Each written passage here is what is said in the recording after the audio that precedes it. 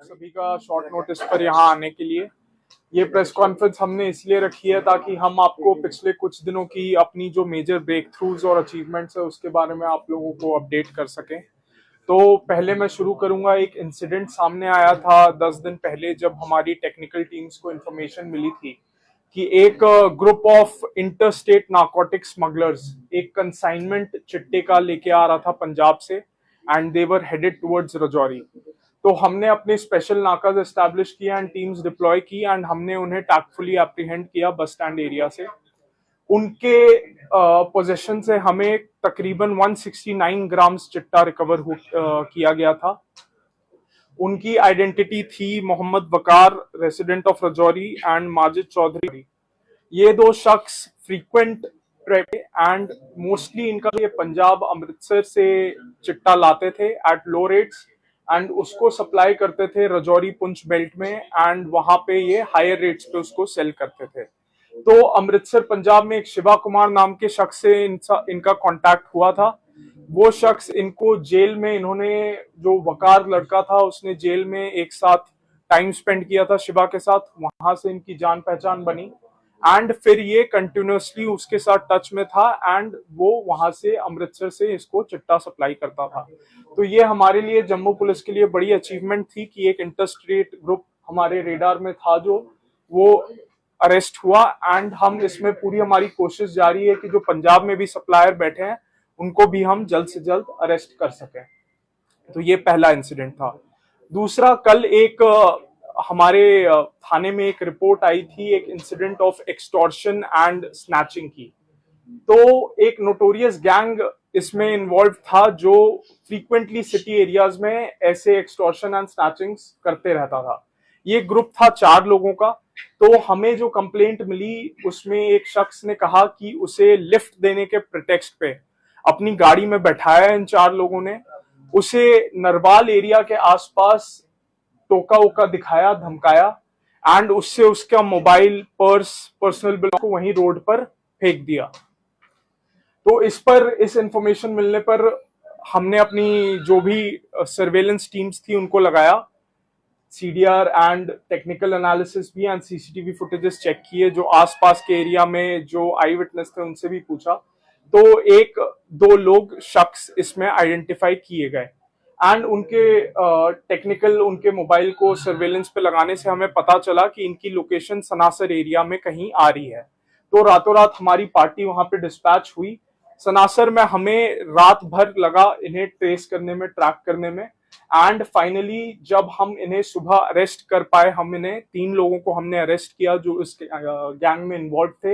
एक शख्स उसमें से अंधेरे का फायदा उठाते हुए भाग गया जंगल एरियाज में। उसके लिए हमारी अभी टीम्स उसको ट्रैक कर रही हैं, जल्दी वो अरेस्ट होगा। बट जो 3 मेन लोग इसमें इन्वॉल्व थे उन्हें हमने उन्हें अरेस्ट कर लिया promptly with the help of technical surveillance.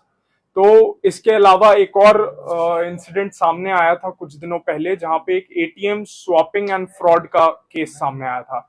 एक बुजुर्ग इंसान थे रजौरी एरिया के जिन्हें इतना एटीएम चलाना नहीं आता था। उनके मासूमियत का फायदा उठाकर एक शख्स वहां एटीएम के पास उसने ऑफर की कि मैं आपके लिए निकाल देता हूं कैश।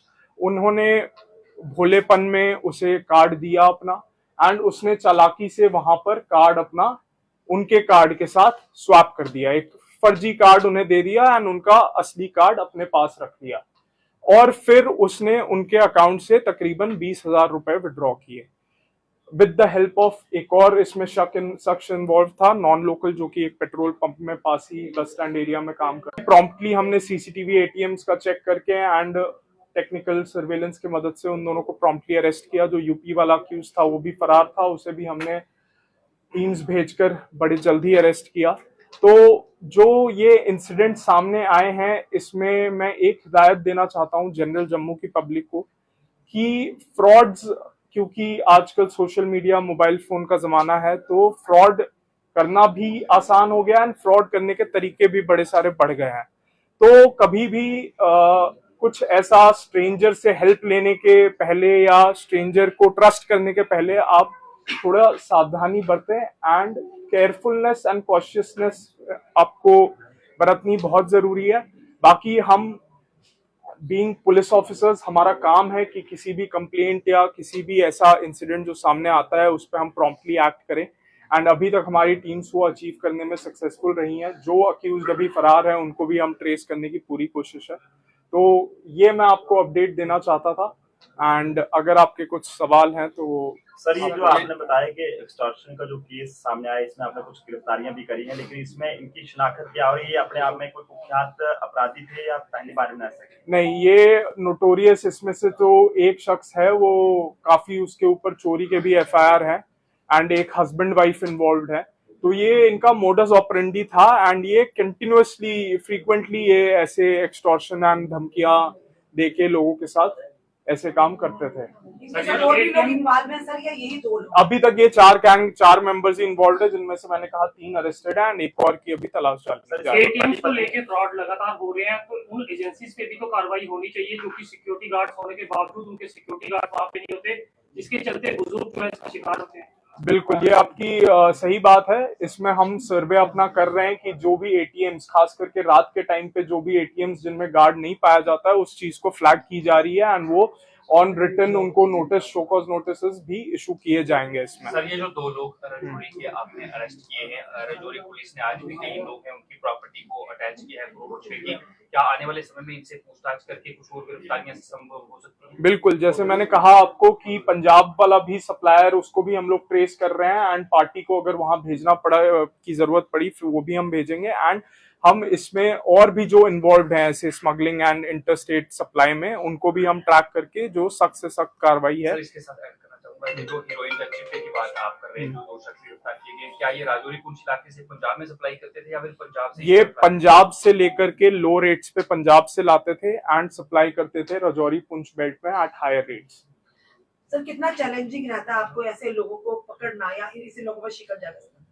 ये आपने जैसा कहा, ये 1 दिन का, 2 दिन का या 1 हफ्ते का भी काम नहीं है। किसी भी नोटोरियस क्रिमिनल या हार्डकोर जो ऐसे क्रिमिनल माइंडेड एलिमेंट्स होते हैं, उनको ट्रैक करना, ट्रेस करना बहुत लंबा प्रोसेस होता है एंड बहुत केयरफुलनेस एंड सावधानी के साथ करना होता है, क्योंकि ये लोग इतने शातिर होते हैं। अगर इन्हें थोड़ी सी भी झलक लग गई कि इनका पीछा किया जा रहा है, इनके ऊपर है, तो ये तुरंत अपने सिम कार्ड्स चेंज कर देते हैं, मोबाइल फोन्स चेंज कर देते हैं एंड अंडरग्राउंड हो जाते हैं।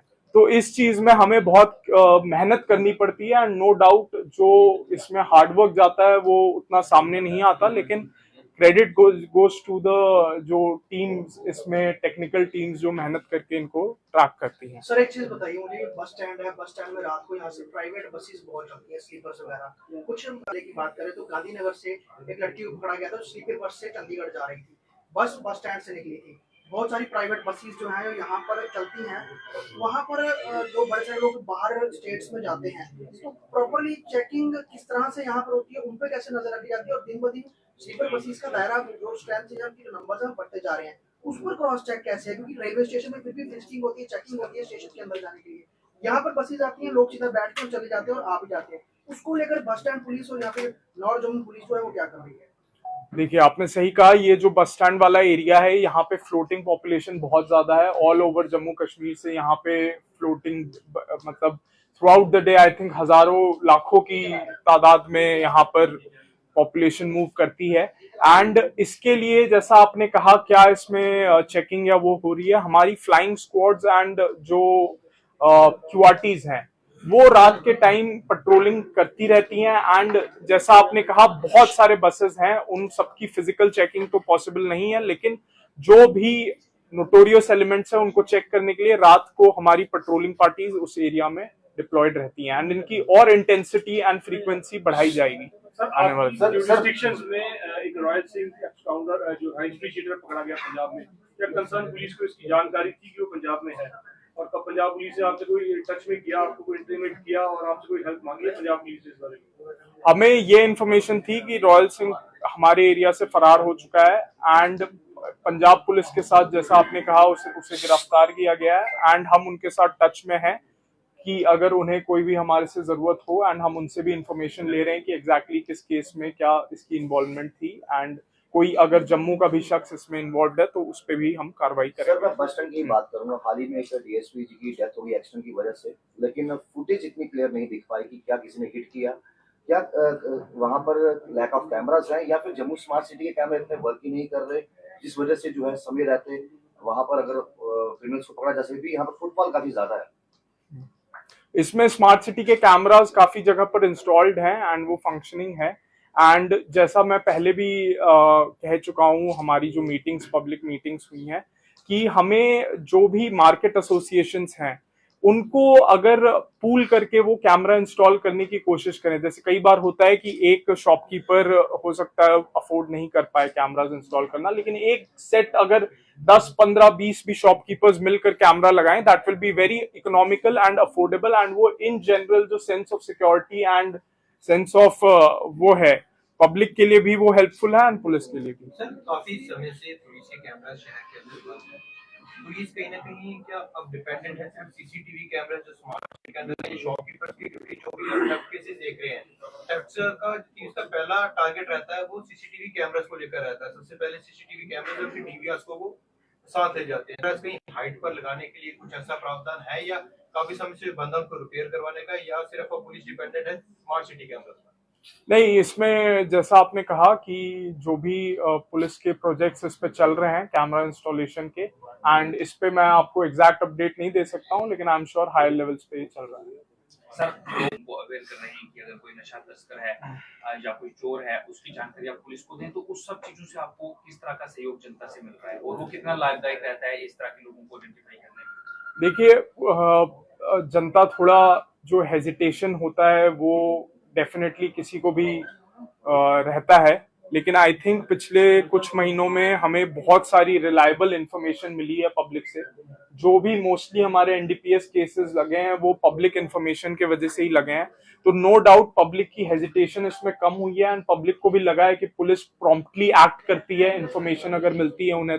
तो पब्लिक से आगे भी मेरी आपके माध्यम से यही मेरा अनुरोध है कि जब भी ऐसी कोई, ना कि ड्रग्स या किसी की कोई भी ऐसे इलीगल एक्टिविटी या कोई भी क्रिमिनल माइंडेड एलिमेंट अगर है तो तुरंत बेझिझक पुलिस को बताएं। थ्रू थाने आने की भी जरूरत नहीं है, आजकल सबके contact numbers are available, and बस वो अनोनिमिटी हम गारंटी देते हैं कि उनकी इंफॉर्मेशन कहीं, मतलब उनकी आइडेंटिटी बाहर नहीं आएगी, but they have to trust and क्या कहते हैं प्रॉम्प्टली इंफॉर्मेशन उन्हें देने की जरूरत है। जिस तरह से आपने कहा कि बस स्टैंड का एरिया बड़ा एक सेंसिटिव भी हम कहेंगे एरिया, क्योंकि हर तरह के लोग अलग अलग से जगहों से यहाँ पर आते हैं, इतना मतलब जानकारी नहीं हो पाएगी कौन किस बहरूपिया बनकर आए, कौन ड्रग का तस्कर हो। लेकिन आपको नहीं लगता कि जो यहाँ के दुकानदार है, खास करके जो जितनी भी एस्टैब्लिशमेंट खोली है उनके साथ मिलकर कहीं ना कहीं आप एक कम्युनिकेशन हो, ताकि आने वाले समय में वो निश्चित यानी कि बिना फिक्र आपको कोई भी जानकारी आप तक ला सके, क्योंकि लोग डरते हैं सर। नहीं, बिल्कुल करते हैं, बिल्कुल आपने कार्रवाई में ना पड़ जाए। आपने बिल्कुल सही कहा, पुलिस एंड पब्लिक का कम्युनिकेशन एंड कोऑर्डिनेशन बहुत ज्यादा जरूरी है, एंड हम आने वाले दिनों में सारे जो भी मार्केट एसोसिएशन, प्रोमिनेंट सिटीजन्स या जो भी एमिनेंट ग्रुप्स हैं उन सबके साथ फ्रीक्वेंट मीटिंग्स करेंगे, एंड ताकि हमें भी पता चले उनके क्या ग्रीवेंस है एंड हम भी उनको क्या कहते हैं ऑन बोर्ड ले सकें। सर क्या वजह है कि